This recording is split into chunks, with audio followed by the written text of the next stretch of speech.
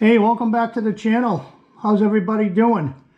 Well, if any of you guys watched my video on Friday, my live stream that is, you will know that I lost one of the latches off my saddlebag and I can't get into it unless I take the latch off the other saddlebag, and well, we all know how that works out. That's dumb. So I went on Amazon and I found this company. I have no idea how to pronounce that name, but I will drop a link. And these things are less than a third of the price of what Harley Davidson wants. Yeah, so I already have opened the box, took the liberty to check it out. These are these are high quality, and I do mean high quality. These are really nicely made out of aluminum. I wanted black. I didn't want the chrome. Chrome don't get you home.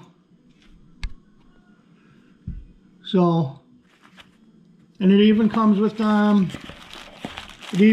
new hardware, a new O-ring, and I will be putting, yeah, thread locker on the these ones.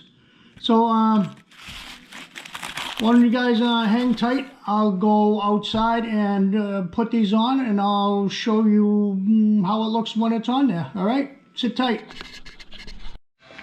All right, well, new latch is on. Works perfect. I couldn't find anybody to hold the camera. My wife was busy making dinner. So it's on. It was a bit fiddly, especially in there where the screw is. It's a 1/4-inch head on the screw. It was a bit fiddly getting that in. I had to take my saddlebag lid cover off, but it works. And oh, believe you me, there is plenty of Loctite on there. Now what I'm going to do is I'm going to take the saddlebag off and see if the old latch may have fallen down inside there someplace.